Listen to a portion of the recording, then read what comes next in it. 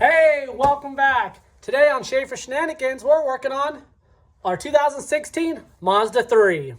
During a recent oil change and tire rotation, and probably for about the last 500 miles or so, the back of the car has been feeling really weird. It's been riding like a dog butt. And during the tire rotation, we actually discovered it has a broken rear coil spring, which I guess is pretty common on these 2014 to like 2018 Mazda 3s.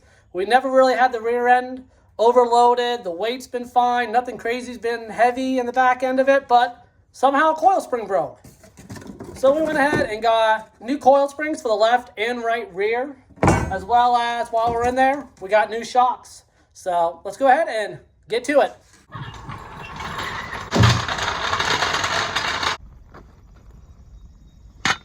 But first, let's take a few moments for safety.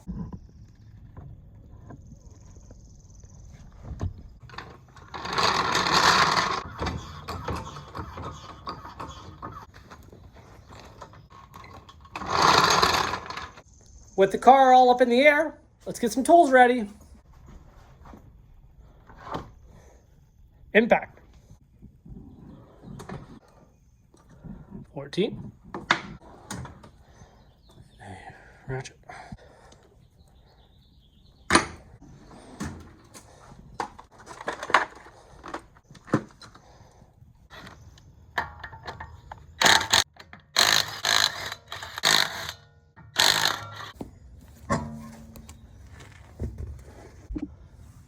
So now that wheel is off, let me show you this broken coil spring that's probably been causing half of the problem on why this thing rides like dog poop. See all the way back down in here? See how that coil spring is broken?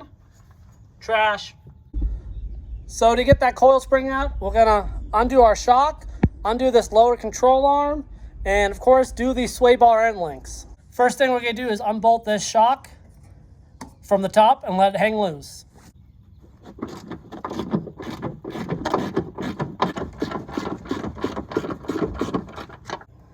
Here's one, and here's two.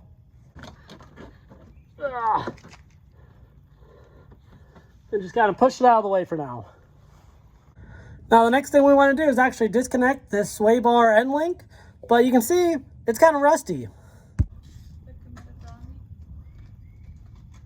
Now I think that bolt is so rusty because this car did spend like 4 or 5 years of its life down in Florida, parked like a half mile away from the ocean. So it's kind of rusty on that bolt because of that salt air. And also just because it's, at the time of filming, it's almost going to be 9 years old here in October. And now it's like May. So things just get old and rusty after a while, no matter what you do to it.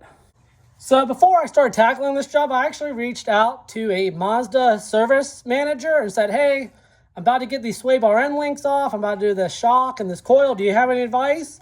And he said all of his techs there at the dealership heat those sway bar end link bolts up real hot.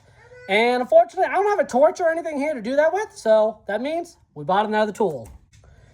If you're no stranger to the internet, then you know one of these induction heaters are all over TikTok, YouTube, Instagram, Facebook, all those things. So we went ahead and picked one of these up, see how it works. Now this is probably one of the cheapest options I found on Amazon. It's like 13 or 1400 watts. It's not like the 2000 watt or the 2500 watt. This is literally like $160. But you can see here, it's got all kinds of tips. It's got the actual heating element itself, all this stuff. They say these are a usable, consumable item. So you can get these tips, but they're all universal. They just kind of go into the back of this.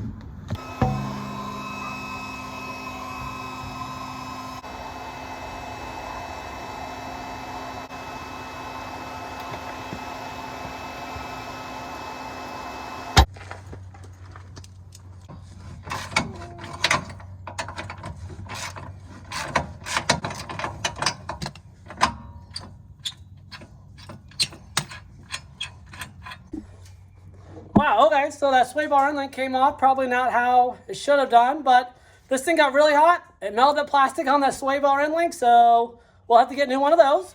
But hey, it's off now, so let's keep going. So I went ahead and changed some clothes, and let's go buy a new sway bar end link. I called around to a few local auto parts stores, and they got one in stock. Let's go.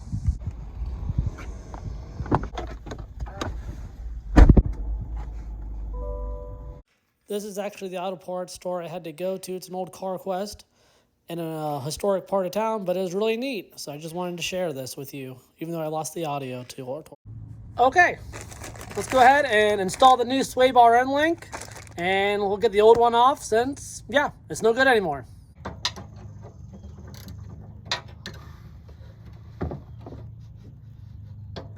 There we go. Okay, here's the old sway bar end link. You can see how that tool just kind of really melted out that plastic bushing and it popped off.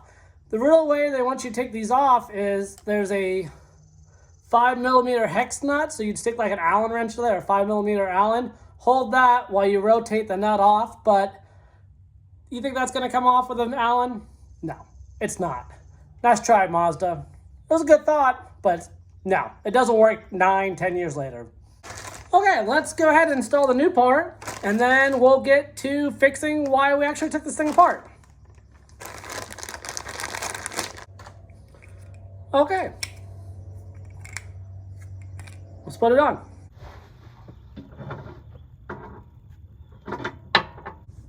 That'll be one of the last things we tighten up because as the car is tilted, the sway bar is all wanky.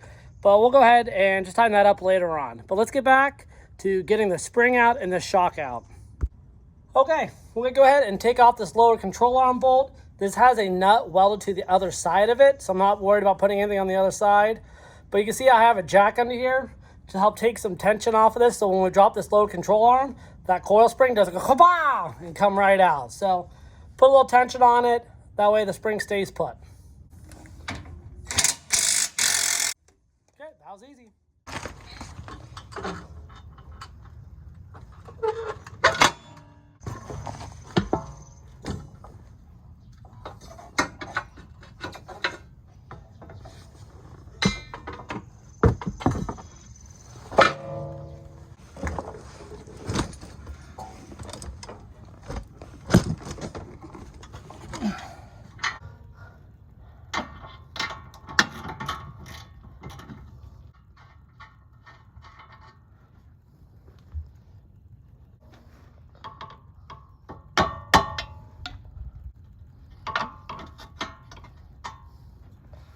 Gotta get the little tab washer.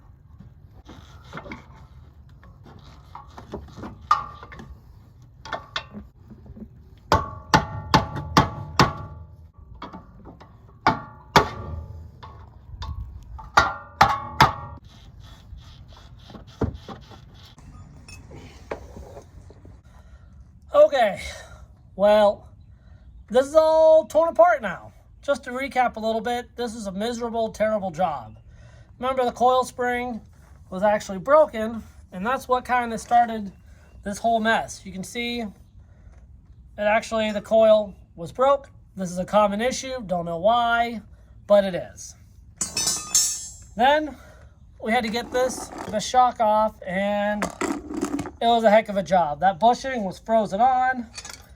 You can see here, I actually had to use some vice grips to get a hold of the bushing and pretty much just beat it off. I have pretty much almost every tool I could think of. I got my heat gun out. By the way, this works awesome. I'm glad we purchased it. I was actually able to take the bushing and heat this up to get this off the stud. But I mean, I was beating on it, pry barring it. I actually tried to use like some clamps and try to pull that off. Like, it was miserable. And eventually we went, and I don't think I even have it in front of me right now, but we went and got like a 2-jar puller at Harbor Freight to get that shock off. Miserable job. I've seen it with people. I had to take a grinder and actually cut this off to get the bushing out. I've seen people try to take the stud out of that lower control arm and get it out. It's awful. I'm just glad we have everything out. The shock's out, that coil's out, the sway bar end link. We went and got a new one. I got to put that back in. I can see why the deal is charged like 5 hours a side now, because this is like miserable. Just miserable. But let's go ahead and grab the new parts and get this car back together. New coil. New shock. With this bushing is a new design, it looks like. So that's really nice. Okay. we're going to put the new shock in. We're going to put the lower part on first and get that bolted in. We're going to leave this top loose until we get the coil in and the low control arm bolted back on. And of course, we used some copper anti-seize and we coated the heck out of this. I don't want to do this again in another 150,000 miles. And again, we're going to coat this stud.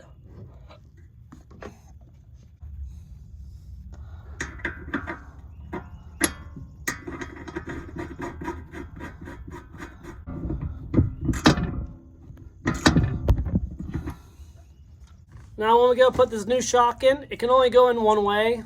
On that low control arm, there's a plastic mold or rubber molding that sits in that low control arm, and this only fits in one way. I'll show you. So you can see how that has a step in it. Well, the coil spring sits right inside there, and there's little rubber tabs on each side that control where this sits.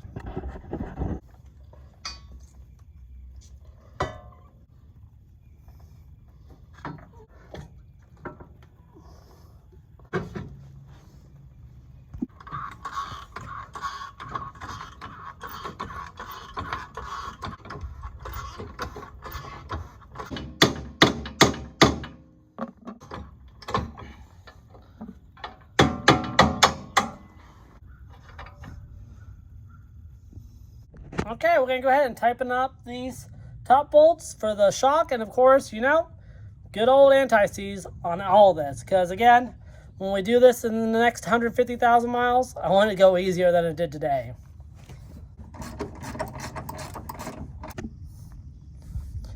Now, even though this Mazda is made in Japan, we're using the method of glue and tight for all the bolts and nuts that we're reassembling. They're all torque specs that you could look up online, but honestly, this doesn't matter for this stuff.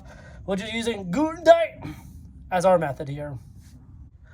All right, so the shock's in, that new spring's in, the control arms bolt back on.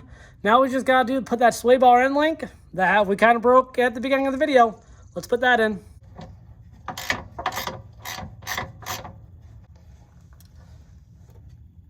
And well, okay, sway bar end link's on, the new shock's on, the new spring is in. Everything's all good to go. So let's go ahead and clean up and go for a small, quick test drive. But first, that tire needs to get put on.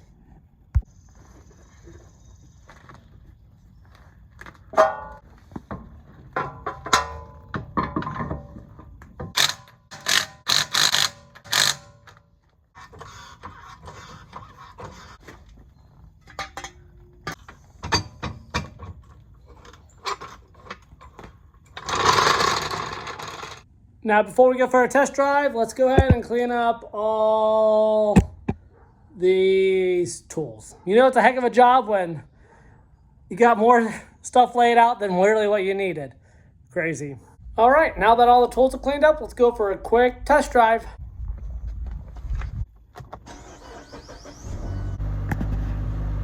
Well, that was a great repair. Thanks for hanging out with us today. Once again, this is just the shenanigans that Schaefer does. See you next time. Out.